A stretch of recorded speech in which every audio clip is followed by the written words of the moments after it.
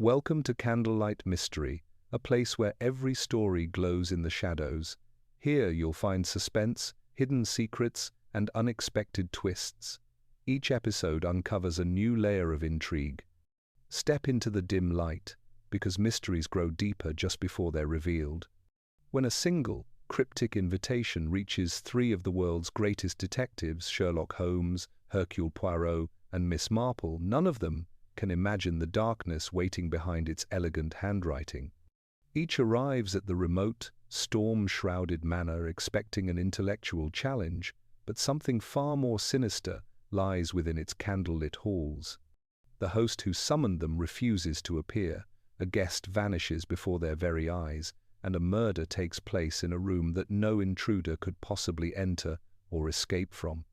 Forced to combine their unmatched skills, Holmes's razor-sharp logic, Poirot's psychological precision, and Miss Marple's quiet understanding of human nature, they begin to unravel clues that contradict one another at every turn. The deeper they dig, the more they realize the crime is not just elaborate, it is personal. And the true mastermind may be closer than any of them dare to imagine. Chapter 1. The Unusual Invitation. On a raw November morning, London lay beneath a low, unbroken sky, its chimneys breathing out thin streams of smoke that vanished quickly into the damp air.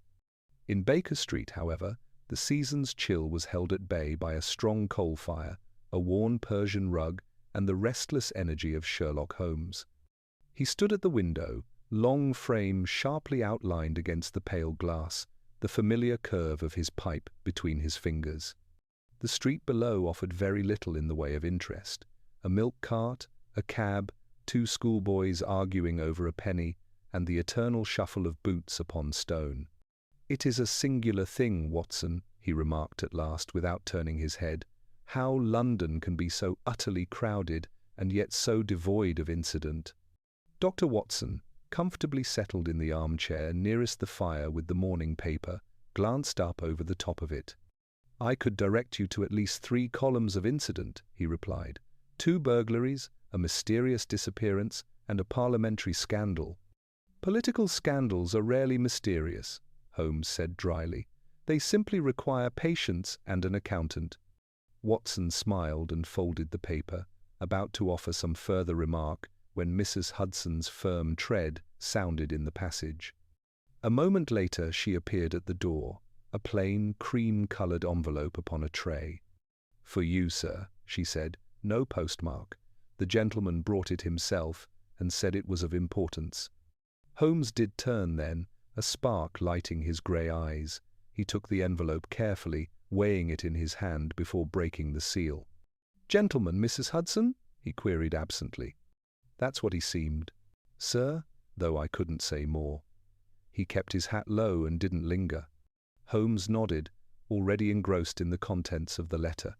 Watson watched him, noting the minute tightening of his features as his gaze moved swiftly across the page. "Well?"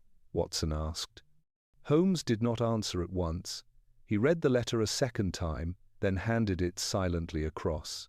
The paper was thick and expensive, the handwriting elegant and strangely impersonal. "Mr. Sherlock Holmes, your reputation as an investigator of singular intellect and perseverance is known to me, though we have not met. I venture to believe that you, above all others in England, will not turn away from a challenge such as I now present to you. A crime has been accomplished, the nature of which I cannot safely describe in this letter. I will say only that it is impossible by ordinary means, and yet has unquestionably occurred. The truth of it threatens not merely a household, but the peace of more than one conscience, and perhaps of the public at large. If you wish to test the very limits of your method, I invite you to spend a weekend at Blackthorn Manor in Surrey. A carriage will await at Charing Cross Station this Friday at 6 in the evening.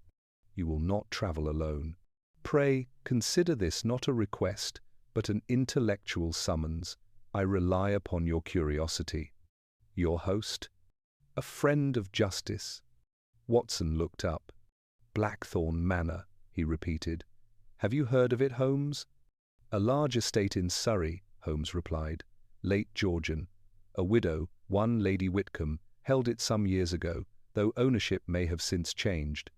You knew that from memory? Holmes waved a hand impatiently. The matter is not the manner, Watson, but the message. Observe the letter's peculiarities.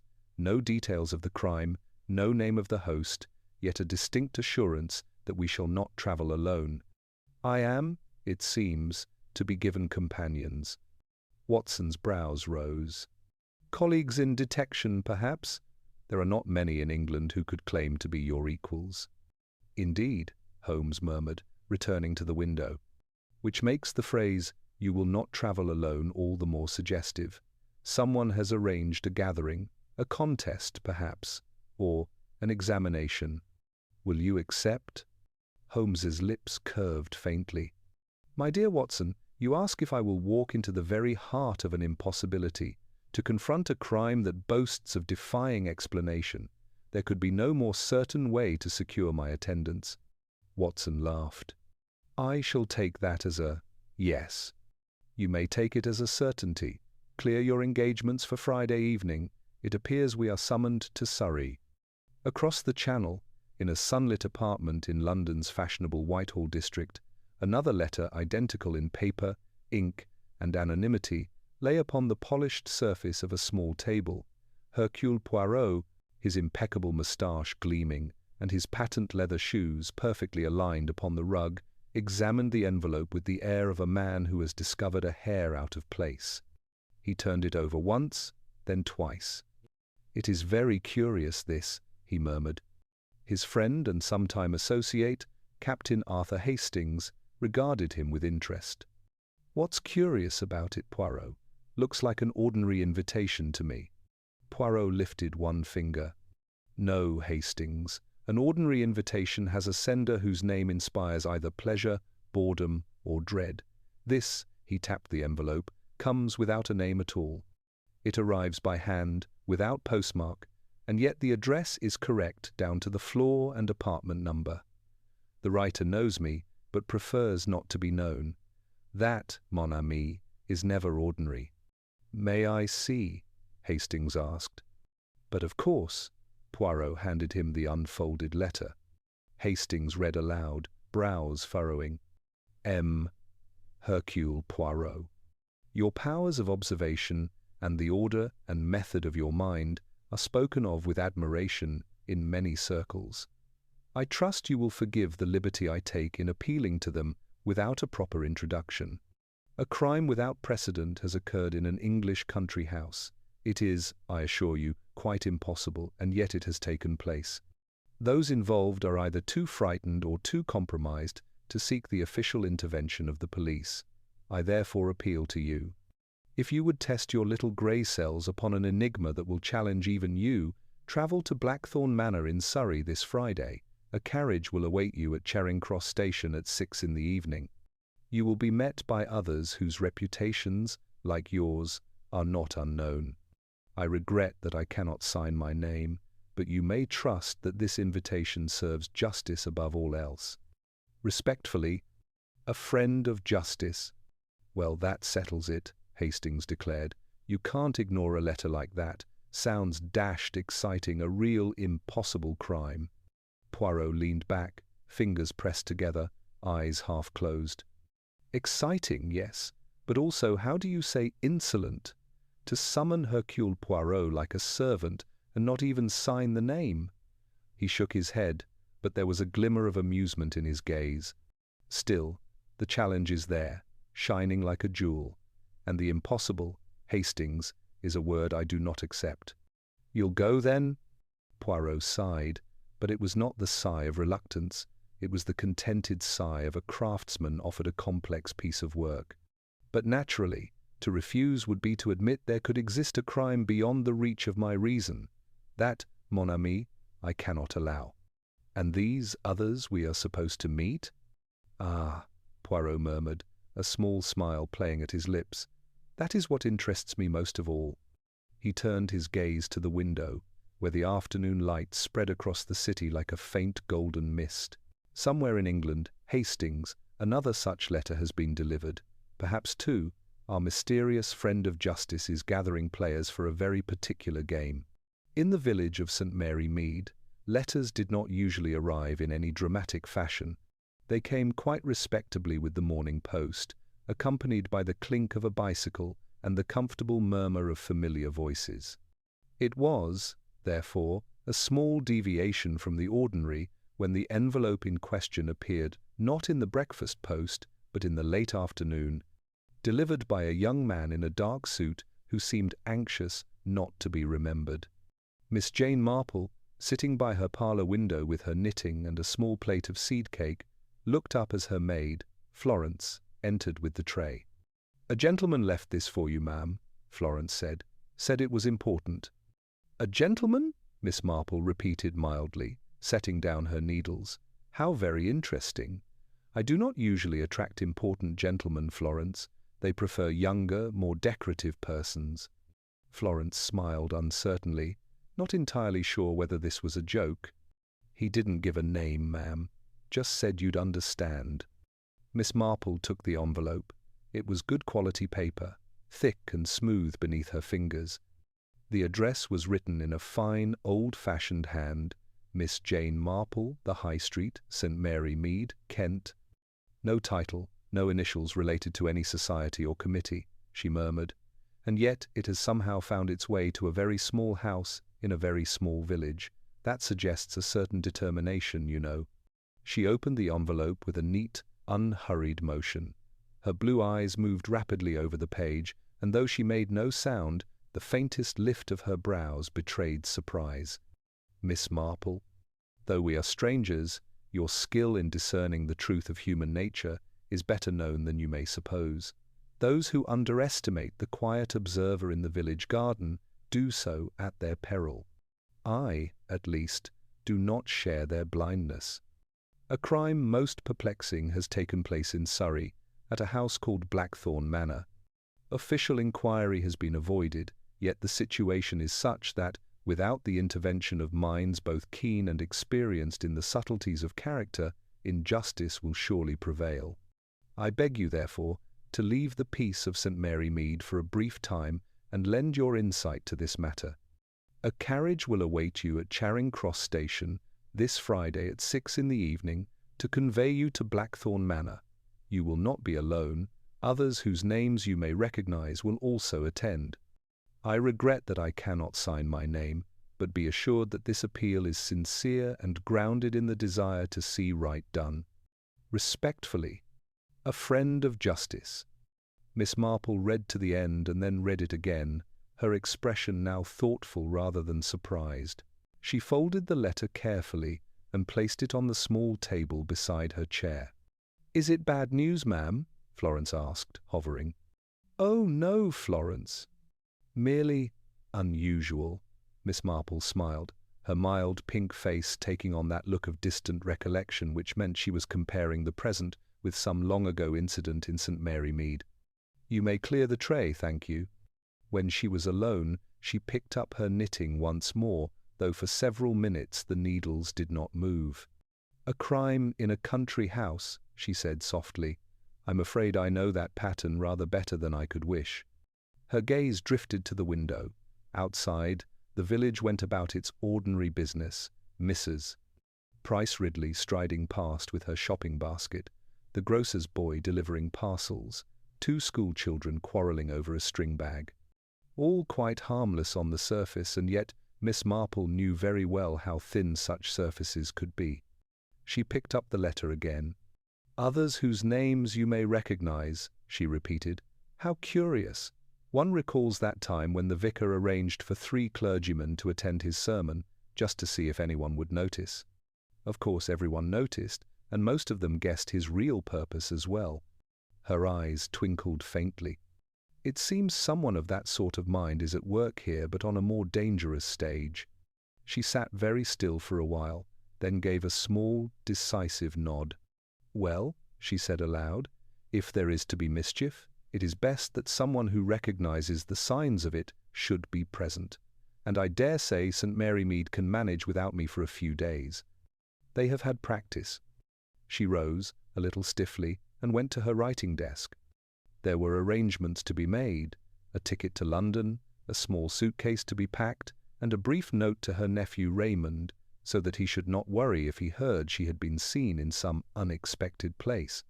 But beneath these practical details there ran a quiet, steady current of curiosity, the same curiosity that had drawn her innumerable times behind lace curtains and into drawing-room conversations which, to less observant eyes, had contained nothing at all.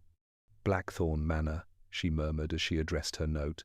"I wonder what sort of people they are, the Whitcombes. These things are nearly always about people, in the end." Friday evening came with a thin, persistent drizzle that seemed to hang motionless in the air above London's railway stations. Charing Cross, always busy, thrummed with an added sense of haste and impatience as clerks, travellers, and late commuters hurried across the concourse. At one end of the platform, Dr. Watson glanced up at the great clock and pulled his coat more closely around him. "It's exactly 6, Holmes," he said. "Are we certain this mysterious carriage has not been delayed?" Holmes, standing slightly apart with his hands thrust deep into the pockets of his long coat, did not answer at once. His eyes, sharp as a hawk's, moved lightly over the crowd, noting faces, postures, and small discrepancies in attire. "There," he said at last, with a slight inclination of his head, "we shall not be kept waiting after all." A dark brougham, polished to a high sheen despite the damp, had just drawn up by the side entrance. A coachman in sombre livery stepped down and looked about, holding a folded slip of paper in his gloved hand. Holmes and Watson approached. "Blackthorn Manor?" Holmes asked. The man touched his hat. "Yes, sir. I was told to expect 3 parties from this station." "3?" Watson repeated. "Then we are to have companions for certain." Before Holmes could reply, another voice spoke from behind them, lightly accented, very precise. "Pardon, messieurs, I believe we are, as you say, in the same boat, or perhaps I should say in the same carriage." Watson turned and found himself facing a small, impeccably dressed gentleman with an egg-shaped head, a magnificent moustache, and eyes that missed nothing. Beside him stood a tall, pleasant-faced man with an honest, slightly bewildered expression. Holmes regarded the newcomer with polite, if cool, interest. "You have business at Blackthorn Manor as well, sir?" he asked. "But certainly." The little man inclined his head. "I am Hercule Poirot, and this is my friend, Captain Hastings." Holmes's eyes narrowed almost imperceptibly. "I have heard of you, M. Poirot," he said. "Your activities on the continent have not escaped my notice." Poirot's moustache twitched in what might have been satisfaction. "And I, M. Holmes, have heard of you," he replied. "It seems our anonymous host has ambitions, eh?" Without waiting for an answer, he turned, for another figure was approaching, an elderly lady in a neat, old-fashioned hat and a sensible coat, her gloved hands clasping a small, well-worn handbag. She was not, at first glance, in the least remarkable. Yet there was something in the brightness of her eyes, in the way they took in each face and detail without appearing to stare, that suggested a mind very much awake. The coachman stepped forward. "Miss Marple, ma'am?" "Yes," she said gently. "I was told there would be a carriage." Watson, feeling oddly as if they were actors being assembled for a play whose script they had not seen, hastened to offer assistance as she approached. "Allow me," he said, taking her bag. "How very kind," Miss Marple replied, with a little nod. "I am afraid I am not as steady on my feet as I once was." Holmes, Poirot, and Miss Marple now stood within a few yards of one another, the drizzle forming a faint halo around the streetlight above them. For a moment there was silence, as though the city itself were drawing breath. Then Holmes spoke. "It appears," he said quietly, "that Blackthorn Manor is to be the scene of a most unusual gathering." Poirot smiled, his eyes gleaming. "Mais oui, M. Holmes. The game, as you say in this country, is afoot." Miss Marple looked from one to the other, her mild expression betraying a flicker of amusement. Games can be very serious things, she observed, especially when someone is determined to win at any cost. With that, they allowed themselves to be handed one by one into the waiting carriage, which turned its wheels toward the misty, unknown road to Surrey toward Blackthorn Manor and the impossible crime that awaited them there. Chapter 2. The Manor of Shadows. The journey to Surrey unfolded beneath a sky of uneasy grey, the kind of colour that seems to deepen by the minute, as though the clouds themselves are contemplating unpleasant matters. Rain laced the carriage windows in thin, intermittent streaks, and occasional flashes of lightning illuminated the countryside in stark, fleeting silhouettes. Within the brougham, all three detectives, Holmes, Poirot, and Miss Marple, sat with the subdued composure of people who understand the value of waiting. Watson and Hastings, seated opposite them, exchanged occasional looks of polite bewilderment. Holmes was the first to speak. "Blackthorn Manor," he murmured, peering through the dimly lit window.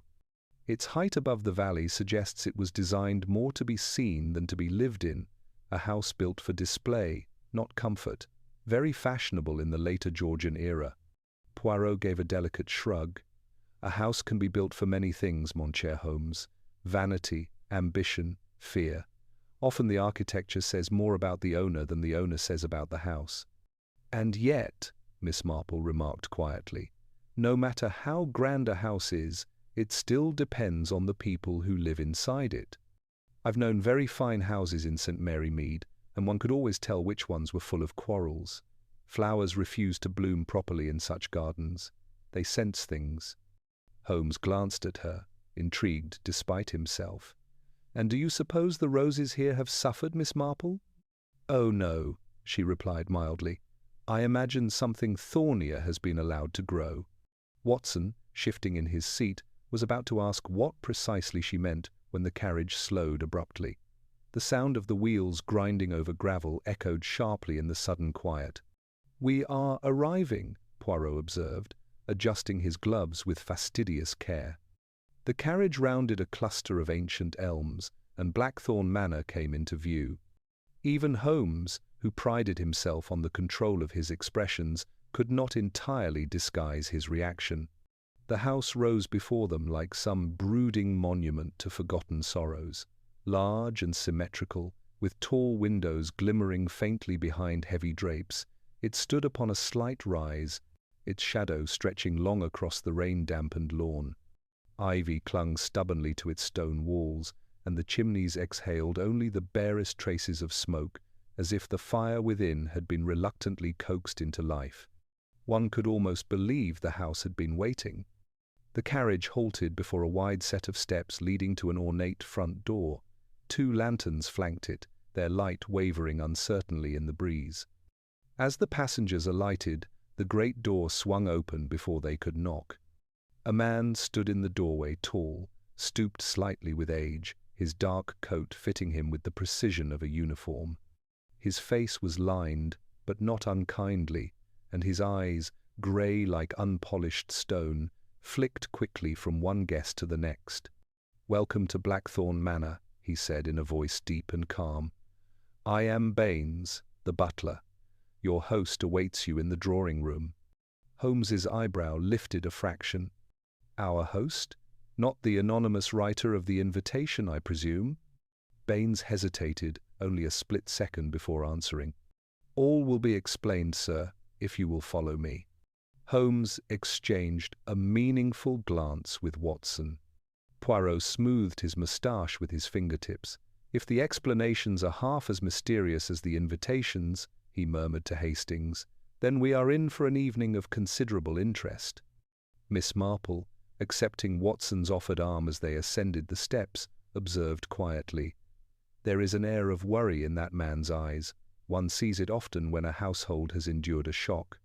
Inside, the entrance hall spread out before them, a long corridor with polished floors, a grand staircase curving upward, and portraits lining the walls in dark, varnished frames.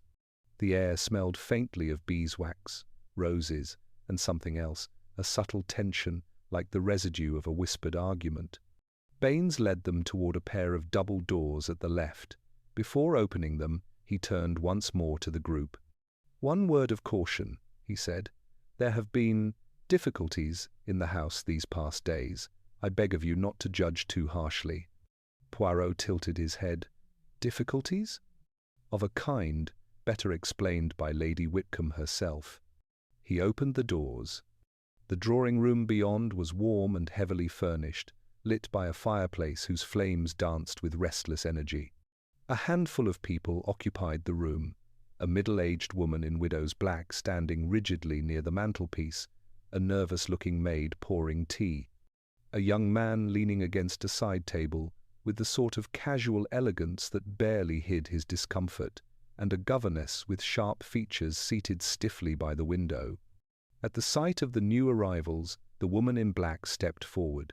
"I am Lady Eleanor Whitcomb," she said, her voice steady but touched with strain.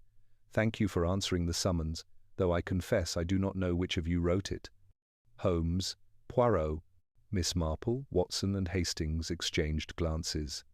Poirot stepped forward with a courteous bow. "Madame, none of us wrote such letters. We, too, are puzzled." Lady Whitcomb blanched slightly. Then someone in this house must have sent them, someone who wishes the truth to be known." She gestured to the maid, who began distributing tea with trembling hands. Holmes's eyes swept the room with the swift precision of a practiced observer. He noted the way the young man avoided looking at the governess, the way the governess kept her gaze fixed upon Lady Whitcomb, the way Lady Whitcomb's left hand tightened around a handkerchief each time she drew breath. There was tension here, much of it. Poirot sensed it too. "Madame," he said gently, "perhaps you can tell us what crime has occurred." "Yes," Lady Whitcomb whispered. "I suppose I must." She drew a long breath, one that trembled at its edges. "3 nights ago," she said slowly, "my husband, Lord Whitcomb, was found dead in his locked study, with every door and window sealed from within." The room fell utterly silent. Holmes's sharp gaze narrowed. Poirot's eyes gleamed with interest. Miss Marple's knitting fingers stilled. Lady Whitcomb swallowed. "The doctor said it was impossible," she whispered, "and yet he is dead." For a moment, the only sound in the drawing-room was the faint crackle of the fire and the delicate chink of porcelain as the maid Alice, as they later learned, set a cup down with a hand that was not quite steady. It was Miss Marple who broke the silence, her voice soft but clear. "I am very sorry for your loss, Lady Whitcomb," she said. "Losing a husband is a most dreadful thing, even without any complications." Lady Whitcomb inclined her head, grateful for the sympathy, though the strain in her face did not lessen. "It would perhaps be best," Holmes remarked, stepping a little nearer the fire, "if we were to hear precisely how Lord Whitcomb met his end, in proper sequence, if you please, Lady Whitcomb." Poirot nodded. "Yes, madame. The smallest detail, it may prove to be the most important, you understand." The young man by the side table spoke suddenly, his tone edged with impatience. "Must we go over it all again?" he demanded. "The inquest was quite distressing enough." Lady Whitcomb's lips tightened. "You will be silent, Roland," she said. "You forget yourself." Roland flushed and looked away. "My son," Lady Whitcomb explained. "Roland Whitcomb. And this is Miss Lydia Marsh, the governess to my niece. Alice you have seen, and Baines you have met. There are some other servants, but they can be called as needed." Miss Marsh, the governess, inclined her head, but said nothing. Her dark eyes were cool and watchful. Holmes filed away each name without comment. Lady Whitcomb clasped her hands together, the handkerchief now twisted between her fingers. "3 nights ago," she began, "my husband retired to his study after dinner, as he often did. It was a little after 10. He had asked not to be disturbed. He had been quite agitated all that day." "In what way, madame?" Poirot asked gently. Lady Whitcomb hesitated. He had received a number of letters, disturbing ones, anonymous, hinting at some scandal. He would not tell me the details, but he spoke of being cornered and forced into a decision. He was a proud man, my husband, Whatever was in those letters shook him badly. Blackmail, Holmes said quietly. The word has an elastic quality in such cases, but I imagine it would not be inapplicable here. Lady Whitcomb flinched, but did not deny it. At 10:30, she continued, I went to the study door. I was worried. He had seemed unwell. The door was locked from the inside. I knocked. He did not answer. I called his name. Still nothing. Her voice faltered. Miss Marple's eyes softened in understanding. I fetched Baines, Lady Whitcomb went on. He tried the door as well, called to my husband, but there was no reply. We became alarmed. The key was not in the door. We sent for the groundsman to bring tools to break it down. It took them some time, Lady Whitcomb? Holmes asked. Yes, a quarter of an hour, perhaps a little more. When at last they forced the door open, my husband was lying on the carpet near his desk. The window was latched and shuttered from within. The fireplace grate was cold and untouched. There was no one else in the room. Was he dead? Watson asked quietly. Quite dead, Lady Whitcomb replied. The doctor said he had been so for some little time before we entered. And the cause? Poirot's voice had lost its softness. It was now precise, clinical. Lady Whitcomb shivered. A knife wound, straight to the heart. Watson drew in a breath. A single stab, then? No other injuries? No others, she whispered. The knife was found on the floor beside him. It was one of his own paper knives. The doctor said it was impossible no one could have escaped without being seen, and there was no way out. He suggested my husband might have turned the weapon upon himself, but that is absurd. Horace would never. Her voice broke. Miss Marple leaned ever so slightly forward. You say there was no key in the door, she said gently. Where was it later found? In his pocket, Baines answered, speaking for the first time since they entered. The master's right trouser pocket, sir. The constable took note of it at once. Holmes's eyes flashed. In his pocket, he repeated, after the door had been forced from the outside. Interesting, Watson, is it not? Very, Watson agreed. Poirot, too, seemed struck by the detail. So, the door is locked from the inside, the key in the pocket of the dead man, the window shuttered, the hearth unused, no hidden passage. I presume? We have lived in this house for 20 years, sir, Baines replied gravely. If there were a secret passage, I believe we should have discovered it by now. Miss Marple's fingers resumed their knitting, though her gaze was fixed upon Lady Whitcomb. And who, dear Lady Whitcomb, was the last person to see your husband alive? Lady Whitcomb closed her eyes briefly. I was, in the drawing-room. We were alone for a few moments after dinner. He seemed preoccupied. When he left, he said I should not worry, that everything would be settled by morning. I told him. Such talk disturbed me. He only smiled and left. And after that? Poirot asked. After that, Roland went to the billiard-room, Miss Marsh took my niece upstairs, and I remained here. She glanced around the room as though seeing it anew. I remember the clock on the mantelpiece. I looked at it at least twice. The last time, it was 10:20 when I decided to go to the study door. Holmes, who had been standing very still, now moved toward the mantel to inspect the clock in question. It was a handsome, brass-faced affair, ticking with a sturdy, untroubled rhythm. Was this clock kept accurate? He asked. Baines replied. I set it myself each morning by the hall clock, sir. It gains a minute or two, maybe, but no more. Roland, who had been restless throughout his mother's recital, now burst out. All this talk of times and clocks, what does it matter? Father is dead. Surely that's enough to establish something terrible has happened. Does it really matter how impossible it looks? Holmes turned his head, his gaze cool. On the contrary, Mr. Whitcomb, the how is of supreme importance. Until we understand that, we cannot hope to know the who or the why. Quite so, Poirot agreed. It is the mechanism of the crime that reveals the mind behind it. And this mechanism, it is, how you say, very curious. Miss Marple did not speak, but her eyes rested for a moment on Roland's flushed face before drifting to Miss Marsh, who sat perfectly composed, her hands folded in her lap. "Miss Marsh," Miss Marple said gently, "you mentioned you took your charge upstairs. Did you hear anything? Any unusual sound, perhaps?" The governess's lips thinned slightly, as though she resented being brought into the conversation. "I heard nothing," she replied. "The nursery is at the opposite end of the house. One rarely hears anything of the study from there. I read to Sylvia until 9:30, then stayed with her until she fell asleep. I did not leave the room until after 10:30. "Can anyone confirm that?" Holmes asked sharply.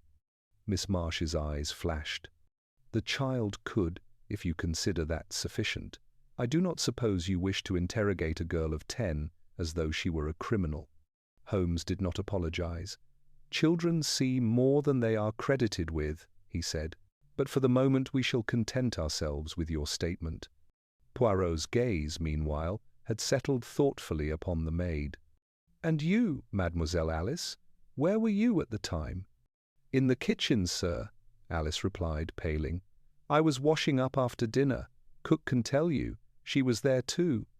"We heard nothing, sir, only the rain on the scullery window." Lady Whitcomb clasped her hands again. "You can see now," she said, turning from one detective to the next, why the doctor spoke of impossibilities. The constable agreed with him. They concluded my husband must have, but I know he did not. Horace would never have taken his own life. Someone killed him, and if the door was locked and the window sealed and nobody passed along the corridors, then the murderer, Holmes said quietly, has contrived a method of exit that we do not yet comprehend, or else the scene we are invited to imagine is not the scene as it truly occurred. Poirot nodded slowly. "Either the room was not so impossible as it appears, or what we think we know of the time of death, it is wrong. In such puzzles, one of these things, time or space, has been misrepresented." Miss Marple gave a small, almost apologetic cough. "There is also the human side of it," she said gently. "However clever a trick is, it is always done for a reason. Somebody here stood to gain by Lord Whitcomb's death, or perhaps to lose a great deal if he remained alive." Her eyes moved, seemingly without emphasis, from Roland to Miss Marsh, from Alice to Baines, and finally back to Lady Whitcomb. "I have seen something rather like this before," she added. "Not in so grand a house, of course, in a much smaller cottage, and over quite a different matter. But human nature does love to repeat itself, you know." Holmes looked at her with renewed respect. "Lady Whitcomb," he said, "we shall, with your permission, examine the study exactly as it was on the night your husband died. No object is to be moved, no lock tampered with, until we have seen it." Lady Whitcomb nodded, a flicker of hope stirring in her eyes for the first time. "Of course, Baines will take you there at once." Poirot's moustache twitched with anticipation. "We will, how do you say, take the measure of this so impossible room," he murmured, "and then, perhaps, things will begin to arrange themselves in order." Miss Marple gathered her handbag and rose carefully to her feet. "I think," she said in her mildest tone, "that I should very much like to see this study. These impossible things often turn out to have very simple explanations once one knows where to look." And together, the three greatest detectives in the room followed Baines out into the shadowed corridor, toward the locked door and the silent room where Lord Whitcomb had died. Chapter 3. The Locked Study. Baines led the way down a long corridor lined with dark wainscoting and portraits whose painted eyes seemed to track the party as they passed. The heavy carpet muted their footsteps, though now and again a floorboard creaked beneath Holmes's brisk stride or Hastings's heavier tread. It was a corridor built for privacy, thick doors, thick walls, and the faint scent of old wood polish lingering in the still air. "The study is at the far end, sir," Baines murmured, holding a lantern up to guide them. "We have kept it locked since that night, as instructed." Holmes nodded without looking at him. His eyes were already fixed ahead, alert to the slightest detail. Miss Marple walked quietly, leaning lightly on her handbag, though she required no support. Her gaze drifted from one portrait to the next, then to the pattern of the wallpaper, the spacing of the doors, the shape of the brass fixtures. She seemed to absorb everything at once in her mild, unassuming way, like a sparrow that sees what the larger birds miss. Poirot, for his part, walked with deliberate slowness, his hands clasped neatly behind his back. His eyes moved not to the walls, but to the carpet, the shadows, the corners, anywhere a thread of disorder might reveal itself. At last Baines stopped before a door of dark oak, its surface carved with interlocking vines. "This is the study, sir." Holmes approached the threshold with the caution of a man entering a crime scene already reconstructed in dozens of possible versions within his mind. "Has anyone entered since that night?" he asked sharply. "No one, sir," Baines replied. "Not even Lady Whitcomb." The constable sealed the door. "The seal remains intact." Holmes bent to examine the faint smear of wax and the scrap of paper bearing the constable's signature. He nodded. "Good," he said. "Watson," Hastings observed carefully. "Any disturbance of dust, any crack in the seal, would indicate trespass." There was none. Holmes stood and turned the handle. The lock clicked, heavy and mechanical, as old locks often do. The door opened inward with a soft groan. The study was a large room, panelled in sombre mahogany and dimly illuminated by the lantern Baines carried. The only other light came from the tall windows, shuttered, latched, and barred by thick curtains that allowed only slivers of moonlight to enter. Holmes stepped over the threshold first, his figure cutting a long shadow across the floor. Poirot followed, mincing a bit to avoid stepping on a rug that had curled upward at one corner. Miss Marple entered last, pausing just inside the room to let her gaze travel slowly across it. It was a room made for contemplation. A large desk dominated the far end, its surface scattered with correspondence, an inkstand, several writing implements, and a globe with a crack running across its equator. A leather armchair stood beside the desk, pushed back slightly as though someone had risen abruptly from it. Bookshelves lined the walls, filled with volumes of law, philosophy, travel, and military history. But everyone's eyes were drawn to the rug in the center of the room. It was slightly rumpled, as though it had been disturbed by a heavy body falling. Holmes knelt there first, his gloved fingers tracing the faint indentation in the carpet. "This," he said quietly, "is where Lord Whitcomb's body was found." Poirot approached, crouching with a small grunt. "A stabbing to the heart," he murmured. "Instant death, most likely. No struggle, no overturning of furniture. That is strange, is it not?" Holmes nodded. "Unless he was taken by surprise." Poirot looked at him knowingly. "Or unless the murderer was someone he trusted." Miss Marple, who had been examining the bookshelves, now drifted toward the desk, her gaze settling on a faint stain on the corner of the blotter. "There is something missing," she said suddenly. The men turned. Holmes rose. "What do you perceive, Miss Marple?" She pointed delicately with her gloved hand. "The letters. Lady Whitcomb mentioned those anonymous ones that upset her husband so much. They are not here." Poirot blinked. "Ah, but of course. The blackmail letters, they would be the most valuable clues." Holmes moved to the desk in 2 strides. He shuffled through papers, opened a small drawer, then a second. Both were empty. "Someone has removed them," he said sharply. "Recently. Baines." The butler, who had been standing near the door, stepped forward at once. "Sir? These drawers, were they opened by anyone since the night of the murder?" "No, sir. They were closed and untouched. The constable opened only the top drawer, at Lady Whitcomb's request, to check if anything within indicated foul play." "Did he remove anything?" "No, sir." Holmes frowned. "Then the letters were not here that night." "Or," Poirot corrected softly, "they were, and the murderer took them before leaving." Holmes tapped one finger on the desk. "That presumes the murderer could have left," he said in a clipped tone. "We do not yet know that to be true." Watson, meanwhile, had wandered to the shuttered window and tested the latch. This window was locked from inside, he confirmed. The shutters bolted. No possibility of escape here. Poirot smoothed his moustache with his fingertips. No possibility? Ah, mon ami, we must not say that. The impossible thing it is sometimes very possible after all. Holmes ignored the comment, moving to the fireplace. It was cold, filled with the grey remnants of ashes long since settled.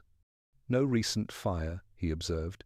No sign of tampering with the grate. And yet, Watson asked. Holmes pointed to the stone hearth. There is a faint scratch here, fresh. Something metallic scraped against this surface not long ago. Poirot crouched, peering at the stone. A poker, perhaps? No, Holmes said. Curved blade, thin, something edged. Perhaps the murder weapon, Watson suggested. Holmes shook his head. The knife was found on the carpet. If it struck the hearth, it would bear traces of soot or ash. It did not. Miss Marple approached, folding her hands primly. In my experience, she said, people often hide things in fireplaces, not to burn them, but because a hearth is a place where no one expects to find secrets. Holmes paused, then raised his lantern and examined the interior more closely. Watson, hand me your penknife. Watson obliged. Holmes slipped the blade into the narrow gap between two stones, prying gently. A faint rustle sounded within. Poirot inhaled sharply. There is something there. Holmes reached in and drew out a small wad of crumpled paper, soiled with ashes. Miss Marple's eyes glinted. Holmes unfolded it, carefully. The paper was scorched at the edges, but enough remained to read. Cannot allow this to continue. If you do not comply, I will reveal. Poirot exhaled in triumph. The blackmail letter. Holmes's expression darkened. No, he said quietly, not the letter. He held up the scrap so the others could see the handwriting clearly. This, Holmes said, is only half a letter. Holmes held the singed scrap delicately between thumb and forefinger, as though it might disintegrate under the weight of a careless touch. Poirot leaned closer, his eyes narrowing as he traced the jagged edge where the paper had been torn. If you do not comply, I will reveal, he repeated softly. But reveal what, eh? That is the important part. Miss Marple tilted her head. People who write such letters very seldom mean anything pleasant, she observed. In St. Mary Mead, it is usually about something quite small, a matter of a will or a foolish flirtation. But in a house of this size, I dare say the stakes are larger. Holmes turned the scrap over. The reverse side was blank, save for a smear of ink. This fragment was hidden hastily, he said. See the uneven folding, the torn edge, the ash upon it. Someone began to burn the letter, then thought better of it and thrust it into this crevice. A guilty hand, Watson won, disturbed at the critical moment. During the night of the murder? Watson asked. Possibly. Or soon after, Holmes frowned. We shall need more than this single scrap. Poirot straightened with a faint groan, dusting his knees. There is one thing it proves, at least, he said. There was indeed blackmail. Our host, Lord Whitcomb, he was threatened, and the person who hid the letter is still here in this house, unless I very much mistake. Miss Marple moved lightly away from the fireplace, her quiet gaze wandering once more to the desk. Blackmail often goes hand in hand with secrecy, she remarked, and secrets are very fatiguing things. One sees the same look in a person's eyes, whether it is about a stolen brooch or a far worse matter. Lady Whitcomb's eyes are quite tired, poor soul, but her son's eyes, those are restless. Poirot smiled faintly. You suspect the young monsieur? Oh, no, Miss Marple replied, mildly surprised. I merely said his eyes were restless. That doesn't necessarily mean guilt. It often means youth, pride, and a tendency to get into trouble without thinking. Holmes had left the desk and now moved toward the door, studying the lock and its surroundings with intense scrutiny. Baines stated that the key was found in the victim's pocket, he said. Observe, however, the structure of the lock itself, Watson. Watson joined him. It's a heavy mortise lock, he he noted. Solid construction. The key must be inserted from the outside, of course, but once inside. Once inside, Holmes cut in, the lock may be turned either way. If the key was indeed in the victim's pocket, then it was not in the keyhole when the door was broken open, yet the room was locked. That suggests the door was secured and the key removed from within. Which lends credence to the suicide theory, Watson said reluctantly. Holmes's eyes flashed impatiently. You are falling into the constable's error, Watson. You assume that only Lord Whitcomb could have locked the door from within. Consider instead the ingenuity of a murderer who might contrive to turn a key and withdraw it without being physically present inside at the final moment. Hastings stared. But how could he do that if the door was locked from the inside and no one was here? Poirot lifted a finger. Ah, mon ami, do not ask how too quickly. First, we must be certain of when. The time of death, it is as important as the manner. If we assume the victim died at 10:30, then the events must align. If he died earlier or later, the whole picture changes, n'est-ce pas? Holmes nodded. Quite so. Our first order of business must be to speak with the doctor who examined the body. Until we know his estimate of the time of death, we are working in partial darkness. Miss Marple had approached a small side table near the window. On it lay a silver cigarette case and a crystal decanter of whisky, with 2 glasses, one empty, one unused. She lifted the unused glass and sniffed delicately.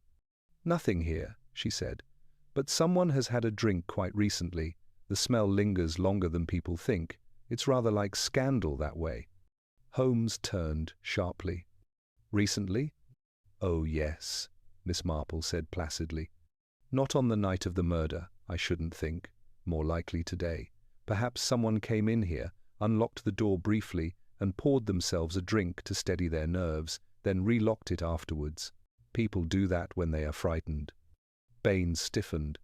No one has entered this room, madam, he said firmly. The key has been in my possession and Lady Whitcomb's only. Miss Marple smiled at him with kindly doubt. People are quite astonishingly good at finding keys they are not supposed to have, she remarked, especially in large houses. Of course I dare say I am mistaken. One so often is, at first glance. Holmes's gaze shifted from Miss Marple to Baines, then to the decanter. The level of the whisky, he asked. Watson peered closely. There is a faint line of sediment clinging to the glass, just above the current level. Someone has indeed poured from it recently. Exactly, Holmes said. Baines, who habitually drinks whisky in this house. Baines hesitated. His lordship did, sir, he said slowly, and occasionally Mr. Rowland. We servants do not partake.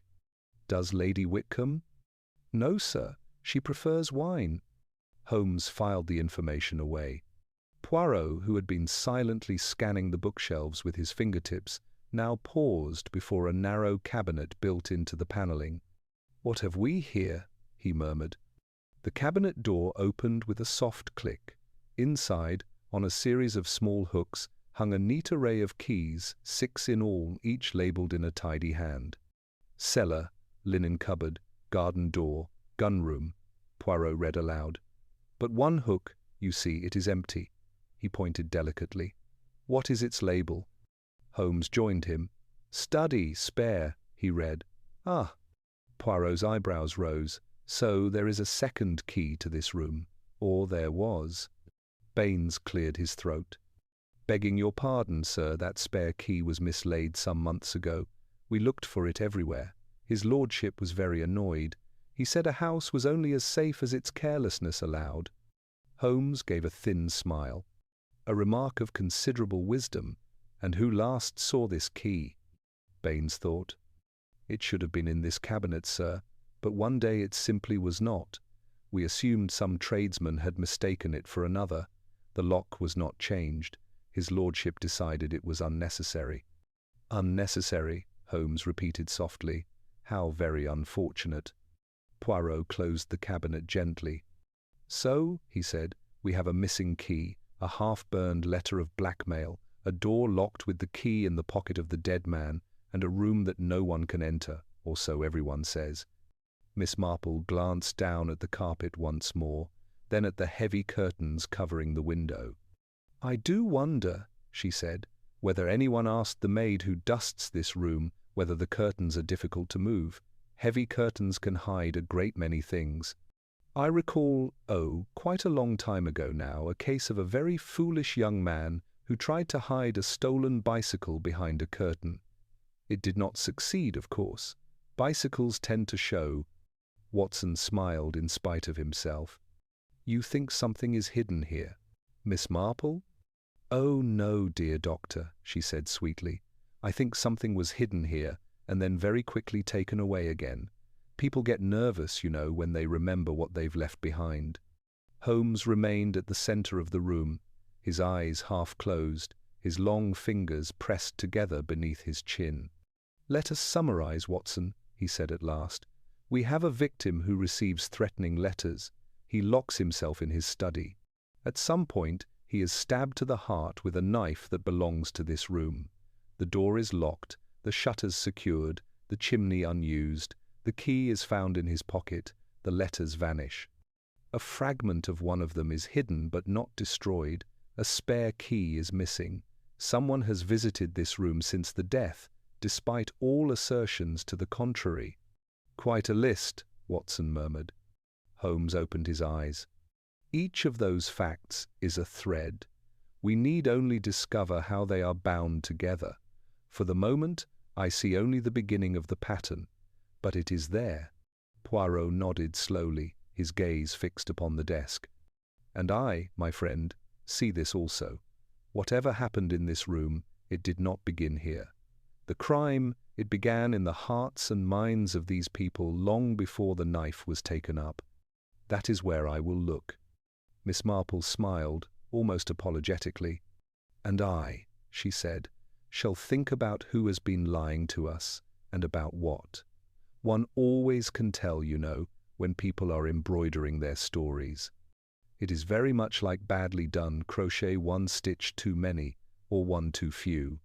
From somewhere down the corridor, a clock chimed the hour, its solemn notes drifting faintly into the study.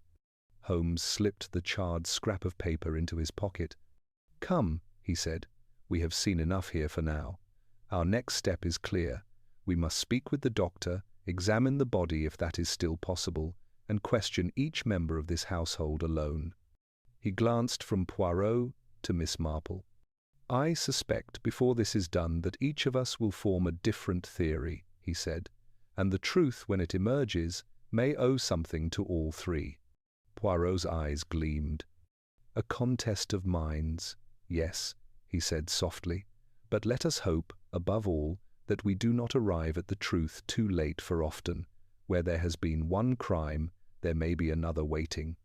Miss Marple folded her hands.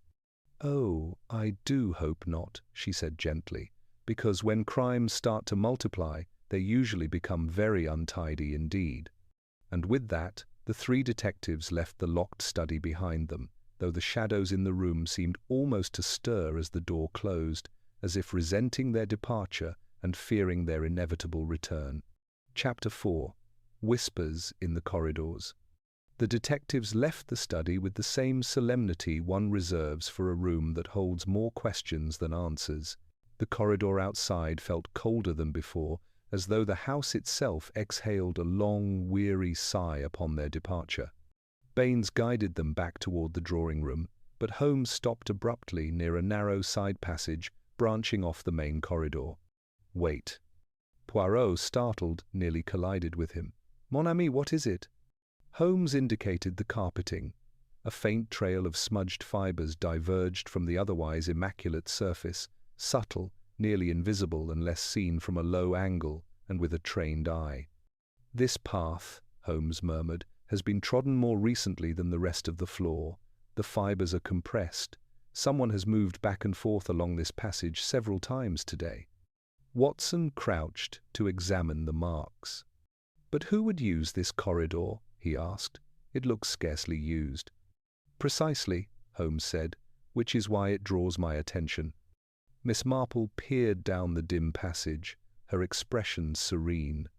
"Such corridors are often used by servants," she noted. "In older houses, there are usually paths meant for going about the household duties without disturbing callers." Poirot nodded thoughtfully. Yes, yes, the back routes, the hidden arteries of the domestic body. But why would such a path be travelled today, when the household surely has little appetite for routine?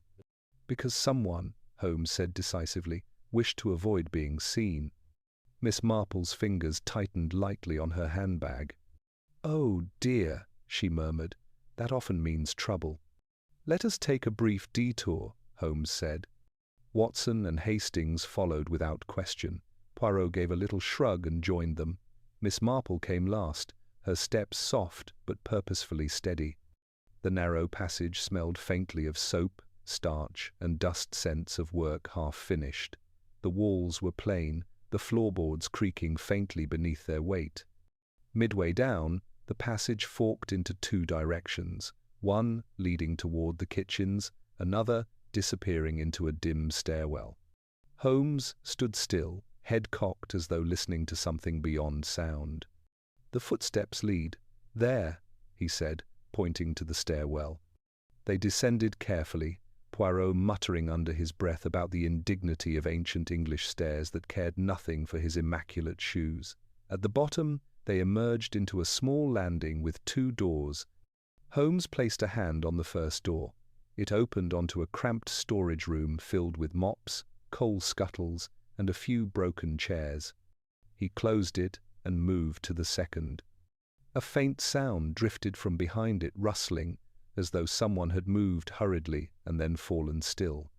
Holmes exchanged a quick glance with Watson. Then, without warning, he opened the door. Inside was Alice, the maid, sitting on a low wooden chair with her apron clenched tightly in her hands. Tears streaked her cheeks.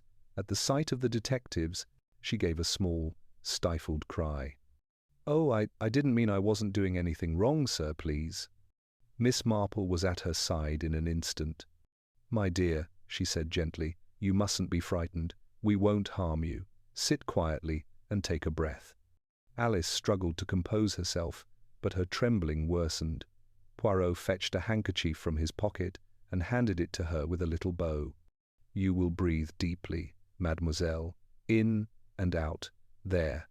Now tell us, you are hiding, yes? And one hides only when one is afraid." Holmes stood silently, observing not Alice, but the room around her. A small oil lamp flickered on a shelf. A pile of laundry sat half-sorted, and beside the laundry, half concealed by a folded sheet, lay a small object, a metal key. Holmes knelt and lifted it gently. It was old, its brass dulled by time, but the tag attached to it was unmistakable. "Study, spare." "My word," Watson breathed. "The missing key." Poirot's eyebrows rose in delight. "Ah, and where do we find it?" "In the hands of our friend Alice, who trembles as though she has seen the very devil." Alice gave a sob. "Please, sir, I swear I didn't kill him. I found that key in the passage outside the study the morning after it happened. I didn't know what to do with it. I thought if I gave it to the police, they'd blame me. I was so scared." Miss Marple soothed her in soft tones. There, my dear. Panic always makes everything more dreadful than it is." Holmes's voice, though calm, carried steel. "Why were you down here now? What made you hide?" Alice scrubbed at her eyes. "Voices, sir. I heard voices in the corridor outside, raised voices. Mr. Rowland and Miss Marsh. They were quarrelling something fierce." Holmes stiffened. "About what?" I couldn't hear the words, but Miss Marsh was angry, proper angry, and Mr. Rowland sounded frightened. Not cross, frightened. Whoa. Poirot exchanged a look with Miss Marple. "That, I think," Poirot murmured, "is a conversation we shall wish to know more about." Holmes pocketed the spare key. "Your honesty now does you credit," he said. "You will not be punished for fear, but you must tell us the truth. Did you enter the study after finding the key?" "No, sir." Alice shook her head violently. "I was too scared to go near that room." Holmes studied her face, searching for deception. After several long seconds, he nodded. "She is telling the truth," he said quietly. Miss Marple patted Alice's shoulder. "You've done the right thing now, my dear. Go to the kitchens, have a bit of tea, you'll feel steadier." Alice fled gratefully, closing the door behind her. Poirot blew out a slow breath. "So, the spare key, it is found, and in the possession of a frightened maid." "Yes, but not a murderer." It complicates things." "On the contrary," Holmes said, eyes shining with sudden clarity. "It simplifies them." Poirot's moustache bristled. "Ah? And how so?" Holmes held up the key. "This key proves that the murderer could have locked the door from the outside." Watson's eyes widened. "And placed the main key in Lord Whitcomb's pocket afterward?" Holmes shook his head. "No, that part of the puzzle remains, but we now know the locked door was not the impossibility everyone believed." Miss Marple frowned thoughtfully. "Which means," she said softly, "that we must ask not how the murderer got out, but how he got in." Holmes smiled, approving. "Precisely." Poirot tapped his fingers together. "And the quarrel between Roland and Miss Marsh, this also we must investigate." Holmes turned sharply. "Watson, Hastings come. We are going to have a word with Miss Marsh." Miss Marple, gathering her shawl, added quietly, "And a word with Roland too, I think. Quarrels between young people often say more about the truth than anyone realizes." Together, the detectives ascended the stairwell once more, leaving behind the dim servants' passage and moving toward a new set of shadows, those cast not by architecture, but by human hearts. The upper floor felt heavier than before, as though the house itself sensed that secrets long muffled were about to be unwrapped. A faint draught whispered through the corridor, stirring a tassel on a wall sconce and carrying with it the subtle scent of lavender and old wood. Holmes walked ahead with measured strides, Poirot behind him with hands clasped neatly, and Miss Marple following with the small, composed steps of one who has spent a lifetime observing the signs of trouble. They reached a panelled door halfway down the corridor. It was slightly ajar. Holmes gestured for silence. From inside came the tail end of a heated exchange, Roland's voice sharp with desperation, and Miss Marsh's clipped and furious.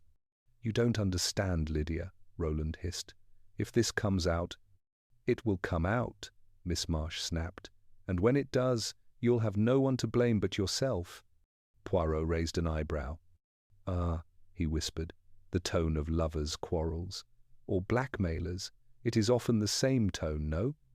Miss Marple shook her head softly. "Not lovers," she whispered back. "Her voice is too cold." Holmes pushed open the door. Roland and Miss Marsh spun around. Miss Marsh recovered her composure first. "How dare you enter without knocking?" Poirot tipped his head. "Madame, when the matter is murder, the knocking becomes, how do you say, optional." "What were you arguing about?" Holmes demanded, stepping forward with sudden intensity. Roland stiffened. "That is none of your concern." Holmes's eyes flashed. "A man has been murdered. Every quarrel, every secret becomes our concern." Miss Marsh crossed her arms chin high. "I will tell you nothing." Miss Marple regarded her gently. "My dear, people who refuse to speak often end up being suspected more than those who simply tell the truth, and you don't look like a woman who welcomes suspicion." Miss Marsh hesitated, anger faltering for the first time. Roland swallowed hard. "We haven't done anything wrong," he said. "It was just—" "What?" Holmes pressed. Roland looked at Miss Marsh. She gave a small, tight nod. He took a breath. "It was about money," Roland said. Poirot's moustache twitched. "It is always about money." Miss Marsh glared at him. "Not in the way you imply. Roland invested a considerable sum in a scheme without his father's approval. A risky scheme. A foolish one."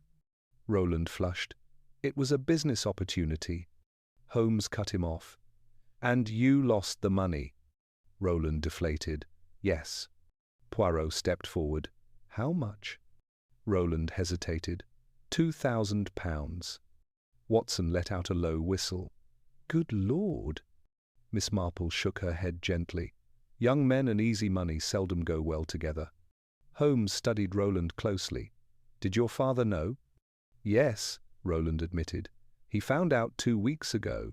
He was furious, said it was the final straw and that he'd cut my allowance entirely. He threatened to change his will. Poirot clasped his hands. Ah, the will. It comes, as always, into the picture. Miss Marsh frowned. This has nothing to do with Lord Whitcomb's death. Holmes turned to her. You cannot know that. Roland's voice cracked. I didn't kill him. I swear it. Holmes held up a hand. Your fear does not imply guilt, merely that your situation is precarious. Did your father tell you when he planned to change the will? Roland looked down. Yes, he said he would rewrite it the night he died. Holmes paused. Poirot stiffened. Miss Marple's eyes deepened with concern. That, she said softly, is a very strong motive for someone. Roland lifted his head with sudden urgency. I didn't even go near the study that night.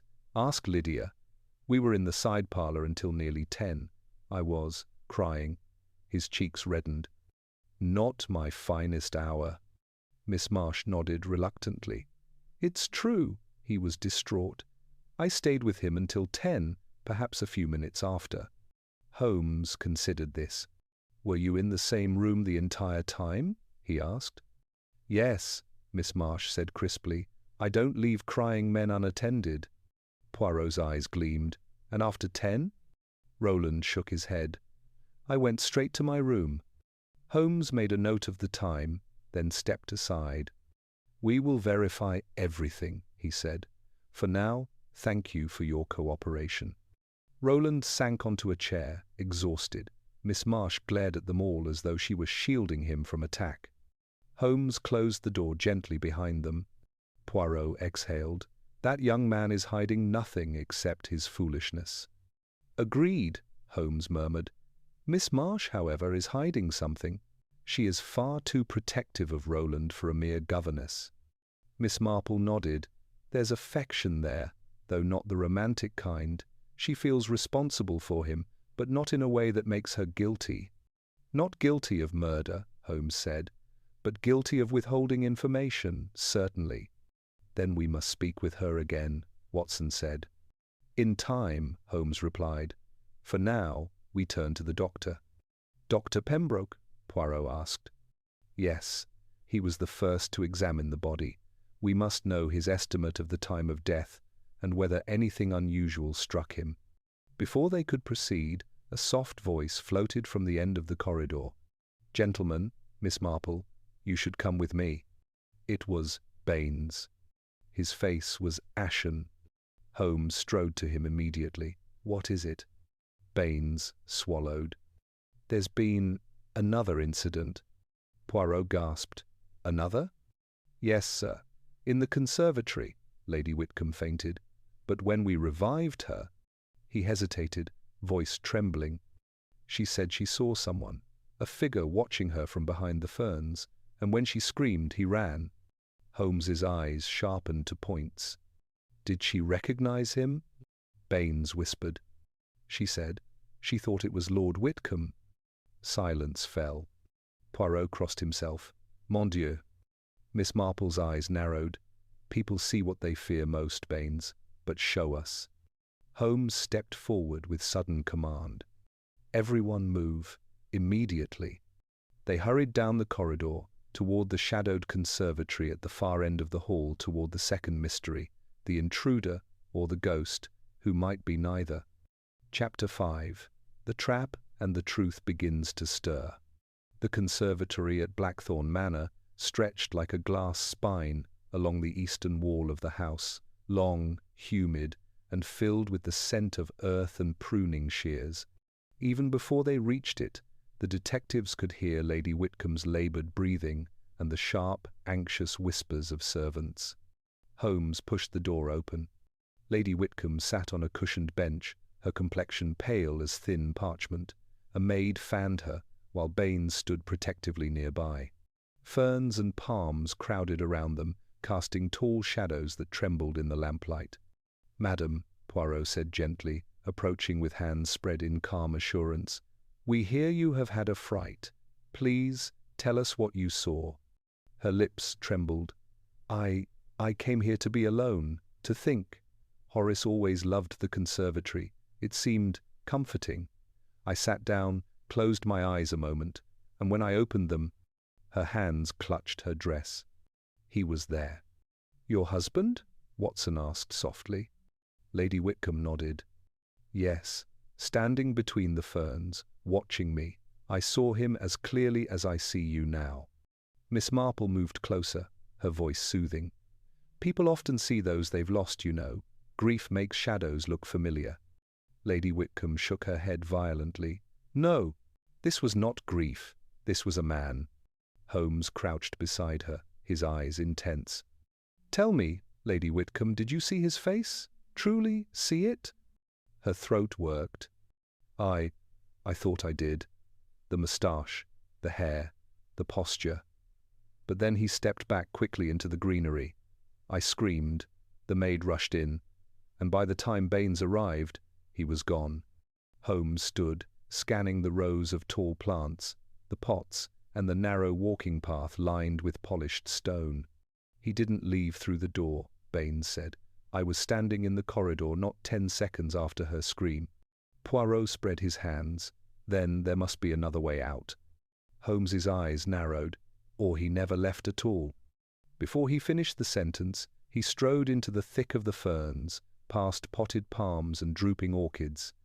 The conservatory glass walls reflected slivers of lightning from the distant storm, casting quicksilver glimmers on the foliage. Holmes's voice floated from behind a row of potted citrus trees. "Watson, Poirot, come here." The two men hurried over, Miss Marple following with careful steps. Holmes pointed downward. There, in the soil beside a large fern pot, was a single footprint. Poirot bent down, delighted. "Ah, a classic clue. The footprint. It is almost as obliging as a calling card." Holmes did not smile. "It is fresh." Watson knelt to examine it. "A man's boot, medium size." Holmes nodded. "No tread pattern, smooth sole, a finer boot, likely belonging to someone in the house." Poirot looked around. "But why would the murderer come here? To spy on Lady Whitcomb?" Miss Marple answered quietly. "To frighten her," she said, "or to learn whether she knows more than she thinks." Holmes rose. "Or to hide something." Poirot stiffened. "Hide? Hide what?" Holmes knelt beside a large terracotta pot and ran a gloved hand along the rim. Then he tapped the side. A faint, hollow sound echoed back. "That pot is not full," Holmes murmured, "which is unusual for a plant this large." Watson frowned. "Do you think something is inside?" Poirot twitched with excitement. "Bring it out, mon ami, let us see." Holmes gripped the pot at its base and tugged. Something rattled within. Carefully, he tilted it toward the floor. Something metallic slid out, clinking onto the tiles. Miss Marple covered her mouth. Watson swore softly.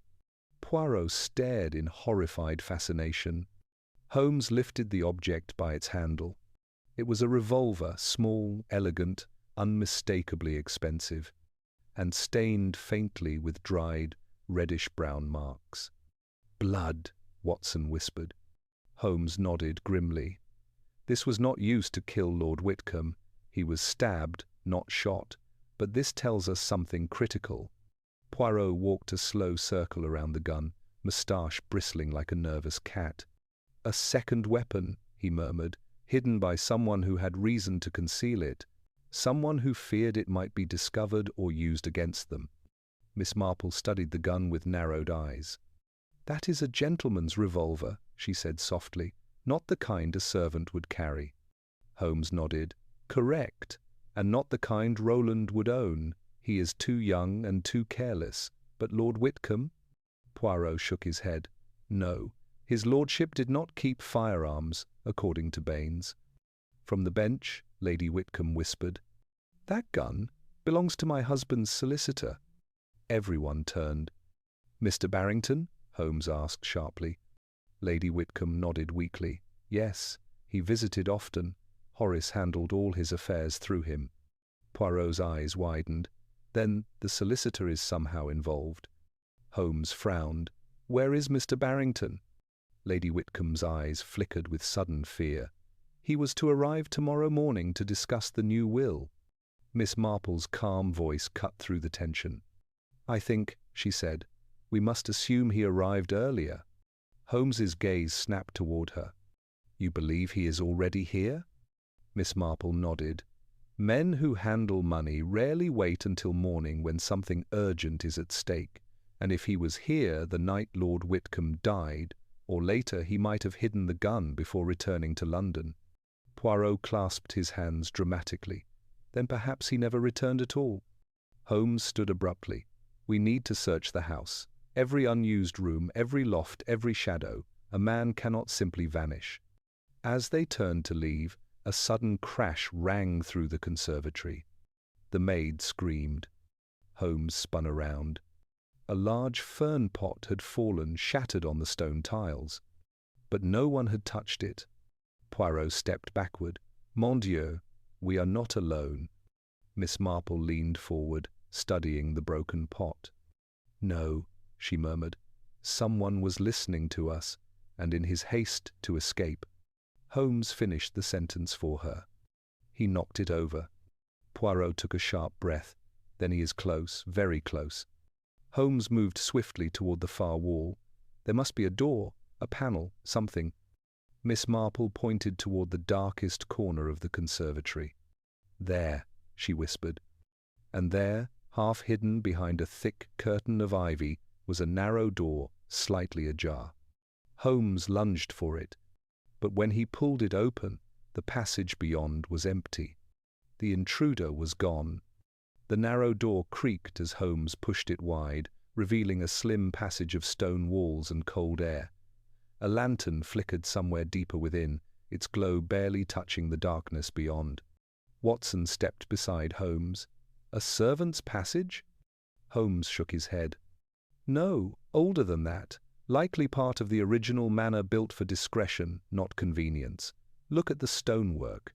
Georgian houses do not include passages like these. Tudor builders did." Poirot shivered. "Balm, a secret escape route. How very uncomfortable. These English houses, full of cold draughts and old sins." Miss Marple peered into the gloom. "People hide in such places when they feel watched or hunted." Holmes raised his lantern and stepped inside. "The intruder cannot be far. Let's move." They followed single file Holmes, then Watson, Poirot, Miss Marple, and Hastings bringing up the rear. The passage narrowed sharply, sloping downward as though burrowing into the spine of the house. The air smelled of damp stone and old soil. Holmes stopped abruptly. "Footprints," he murmured. Poirot leaned over his shoulder. "Ah, again the footprints. They are indeed obliging." "Two sets," Holmes said, tapping the floor with his cane. "One man wearing smooth-soled boots, the other, smaller, lighter, perhaps from the house, and these marks are fresh." Miss Marple's eyes followed the prints with an almost sorrowful expression. "Someone is frightened," she said softly. "Frightened people make mistakes."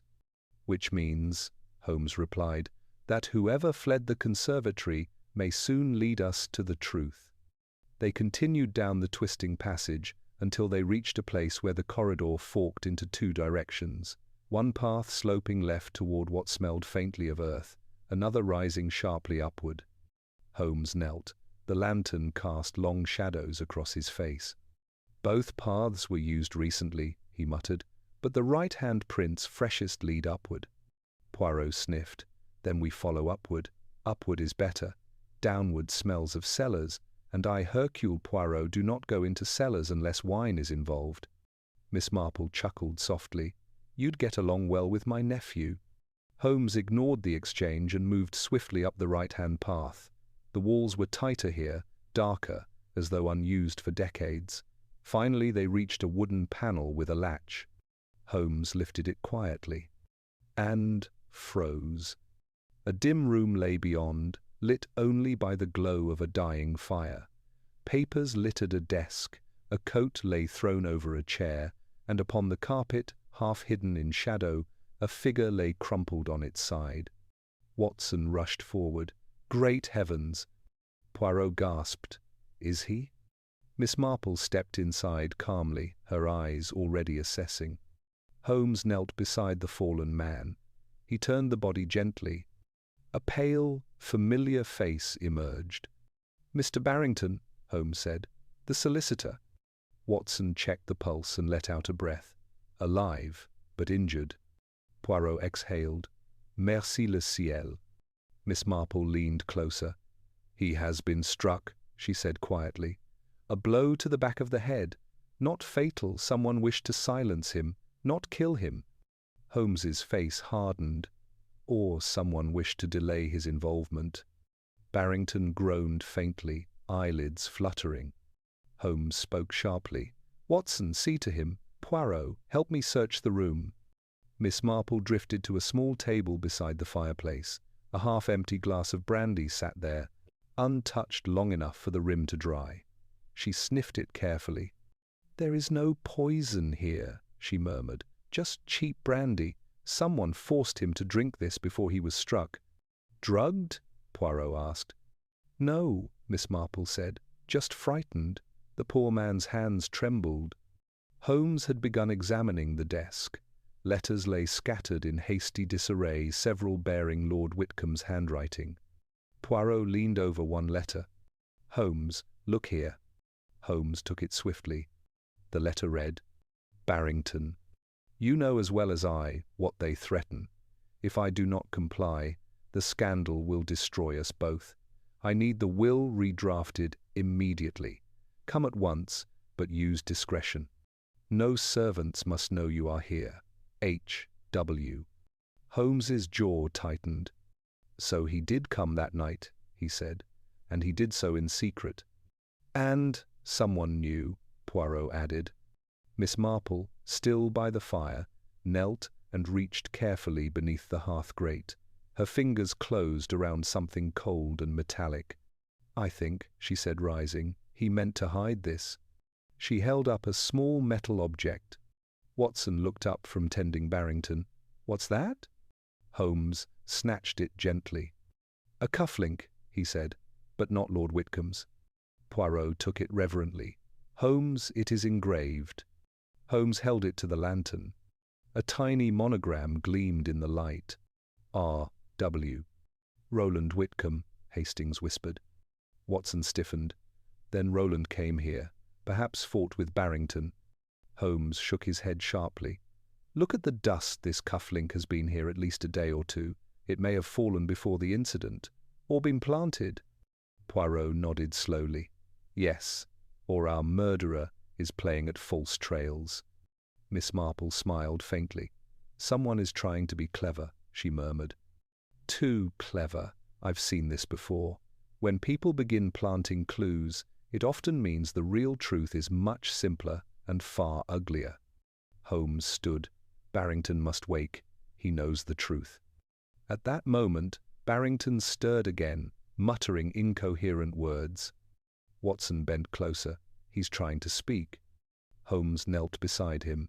"Barrington, can you hear me? Who attacked you?" The solicitor's eyelids fluttered open. His gaze swam unfocused. He whispered, barely audible, "Not dead." Poirot leaned closer. "Who is not dead?" Barrington swallowed painfully. "Lord Whitcomb." Holmes stilled. Miss Marple's breath caught. Poirot gasped, crossing himself again. "Mon Dieu!" But Watson, ever the doctor, froze, the clinical reality hitting him first. "That's impossible. I examined the body myself." Holmes stood slowly, face drawn. "No," he murmured, "not impossible." Poirot's voice trembled. "Holmes, what are you thinking?" Holmes turned, eyes cold with terrible clarity. "The body in the study," he said. "We assumed it was Lord Whitcomb." Watson paled. "Holmes, surely." Miss Marple stepped forward, her voice calm but grave. "Inn Street. Mary Mead, we always say never trust assumptions about bodies unless you know the person well enough to be sure." Poirot whispered, "You mean someone else was killed?" Holmes nodded slowly. "And the real Lord Whitcomb may be alive."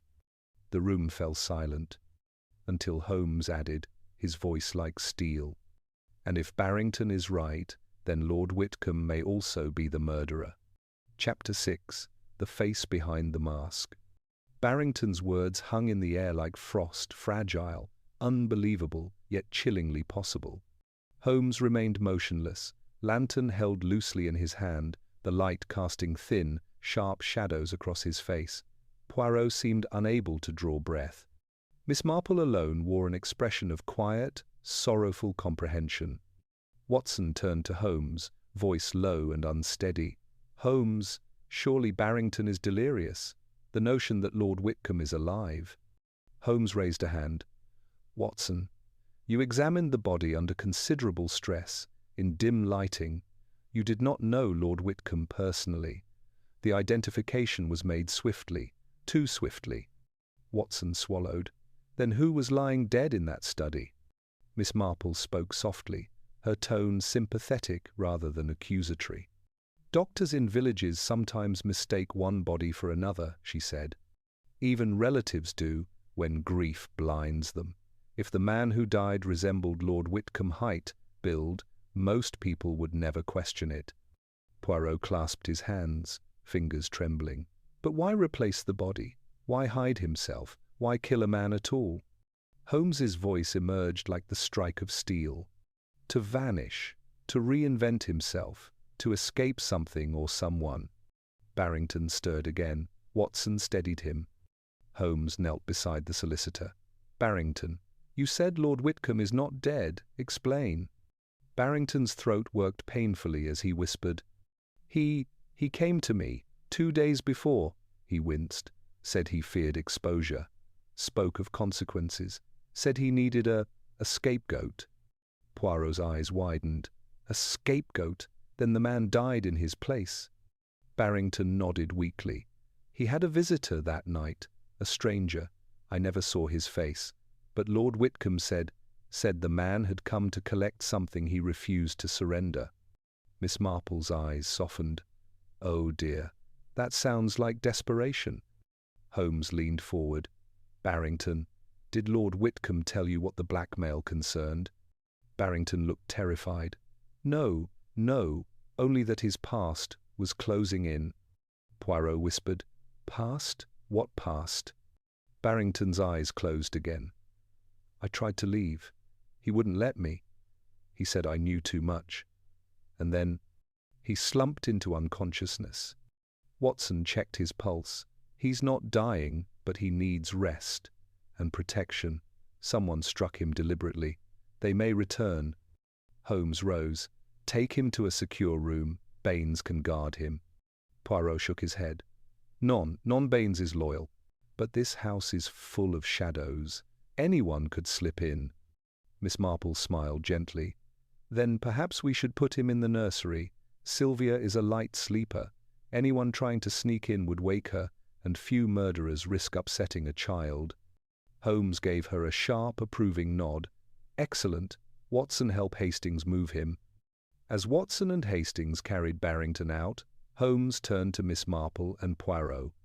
"There is something we must discuss." Poirot lowered his voice. "Holmes, you look troubled." "Because," Holmes said, "we now face a new reality. The murderer is not hiding in these corridors. The murderer may be orchestrating the crime from beyond them." "You believe Lord Whitcomb is in the house?" Poirot whispered.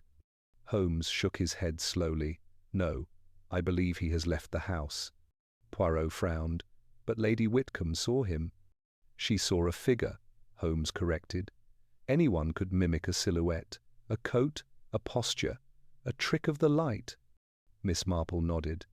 "And grief makes one see what one fears most." Holmes walked to the desk, picked up the monogrammed cufflink again, then set it down. "We have been investigating this case as though Lord Whitcomb were the victim, but if he lives, then we are investigating a crime committed by a ghost. Poirot frowned deeply. But the dead man, he must have had an identity. Who was he? Holmes paced the room, mind racing. A man of similar build, a willingness or helplessness placing him in Whitcomb's study, perhaps lured, perhaps struck down by mistake. He paused. Or perhaps murdered precisely because he could replace Whitcomb in death. Poirot's eyes widened. A stand-in. Holmes nodded. A substitute corpse. A grotesque trick, but not unprecedented. Miss Marple murmured, "People do dreadful things when they feel cornered, and Lord Whitcomb was surely cornered." Holmes turned sharply.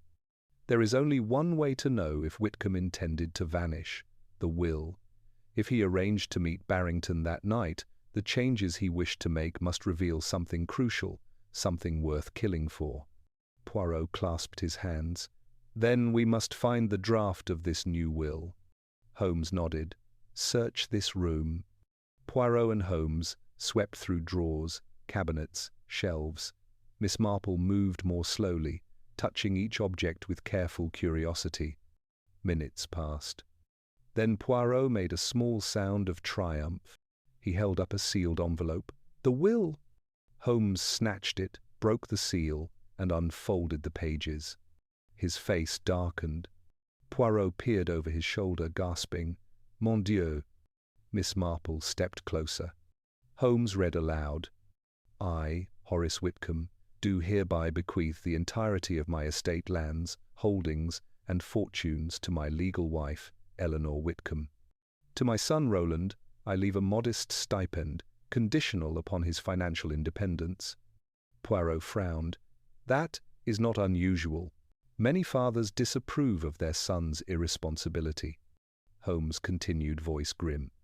"And to Lydia Marsh I leave the sum of £5,000 for her loyal service." Poirot blinked. "Miss Marsh?" Holmes read the final line. "And to my solicitor and confidant, Mr. Tobias Barrington, I leave a separate trust of £20,000 for his work in securing my private affairs." Poirot nearly choked. 20,000! That is an enormous sum." Miss Marple nodded slowly. "A sum someone might kill for." Holmes lowered the page. "And a sum that proves one thing conclusively." The room held its breath. Holmes spoke each word with cold precision.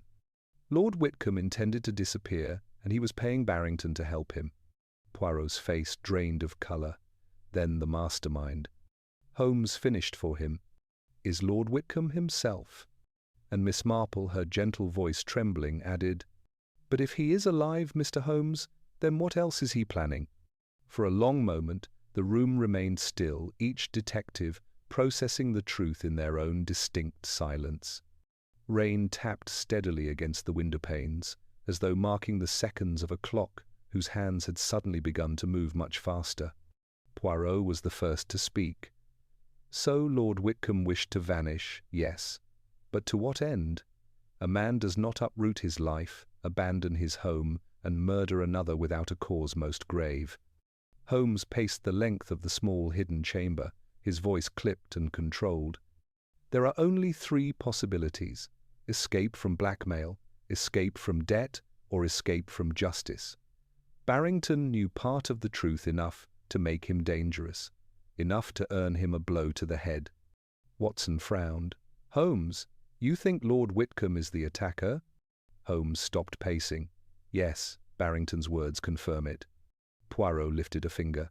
"But we must be cautious. Barrington was injured, his mind may be confused." Miss Marple shook her head gently. "No, he knew what he was saying. Fear makes people's words clearer, not muddier." Holmes folded the draft of the will and placed it inside his coat. "This document is now the most dangerous item in Blackthorn Manor. The killer may suspect it was found, but we cannot risk anyone tampering with it." Poirot looked anxious. "But if Lord Whitcomb is alive, where could he be hiding? The house is large, yes, but not endless." Miss Marple's gaze drifted toward the stone ceiling. "He may not be in the house at all." Holmes nodded.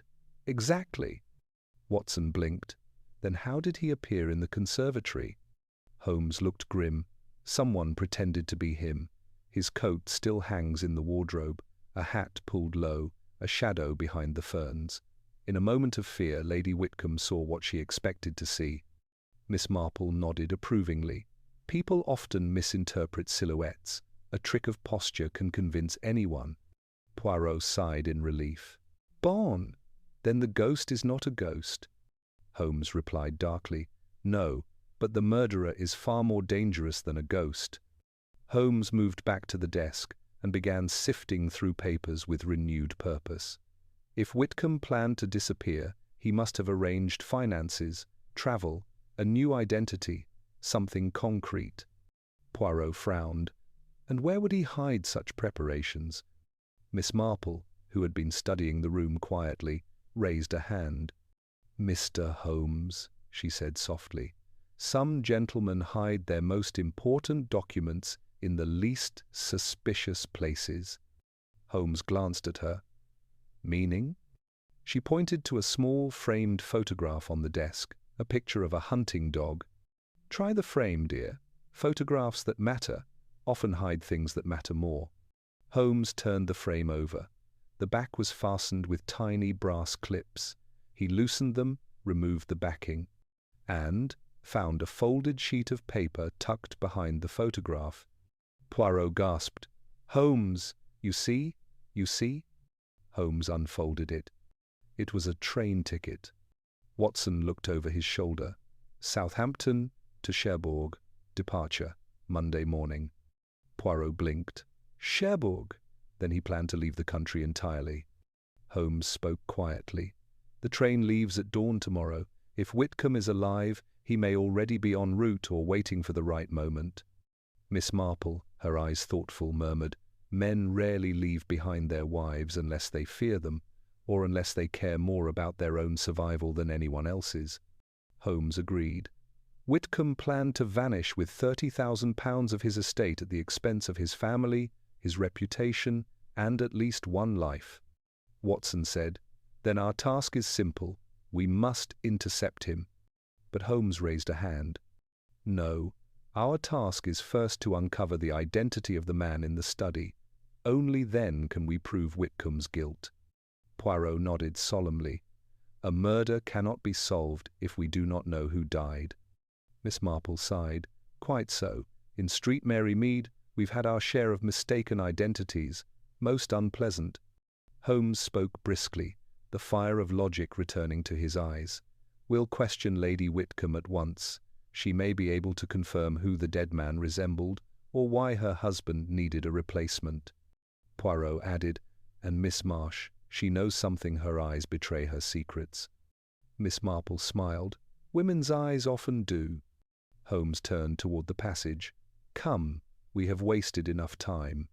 But before he could take a step, a sudden, sharp sound echoed through the house. Poirot's face froze. Watson stiffened. Miss Marple's expression tightened. It was a single gunshot. Holmes spun toward the door. That came from the upper corridor. Poirot clutched his chest. Mon Dieu, Barrington. Holmes was already running, lanterns swinging wildly. Watson and Hastings followed. Poirot hurried as fast as he could, and Miss Marple, though older, moved with surprising speed. The narrow passage opened into a broader corridor. At its far end, light spilled from an open door, the nursery. Holmes reached it first. Inside, Baines lay on the floor, groaning, clutching his arm. Sylvia, the child, whimpered from her bed, and there, slumped unconscious beside the dresser, was Barrington. His breathing was shallow. A bullet lay lodged in the wooden edge of the dresser. Watson knelt beside him, checking pulse and breath. Alive, barely.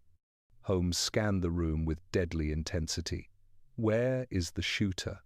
Baines tried to speak. A man, masked, ran past me, toward the staircase. Poirot's eyes filled with dread. Lord Whitcomb. Miss Marple shook her head. No, too reckless, too desperate, too clumsy. This was someone frightened, someone pushed to the edge. Holmes turned sharply. Who then? Miss Marple met his eyes. I believe, she said calmly, that the murderer was not Lord Whitcomb. Poirot breathed. Then who? Miss Marple folded her hands. The murderer, she said softly, is someone still inside this house, someone we have spoken to, someone who knows every corner and every shadow. Holmes stared. Poirot whispered, Miss Marple, you know? But she shook her head gently. Not yet, but I know the shape of the truth. The details will come. Holmes stood, eyes blazing. Then it's time, he said, to gather everyone in the drawing room. Poirot nodded. Yes, it is time for the confrontation. And Miss Marple whispered, and for the real murderer to finally make a mistake. Candlelight Mystery Message. Thank you for joining us on this journey through shadows, secrets, and silent footsteps. In the halls of Blackthorn Manor, every whisper carried a warning, and every truth waited beneath the veil of lies. Sherlock Holmes, Hercule Poirot, and Miss Marple followed the faint glow of reason through a maze of deception, proving that no matter how elaborate the crime, the light of deduction always burns brighter. As the final pieces fell into place, the true villain stood revealed not by force, but by the quiet power of observation. Justice, though delayed, found its way through the deepest darkness. Here at Candlelight Mystery, we believe every story ends with a lingering echo, a reminder that mysteries never truly sleep. They wait, they watch, and they return when the candle burns low again. If you like our story, don't forget to subscribe to the channel and like the videos.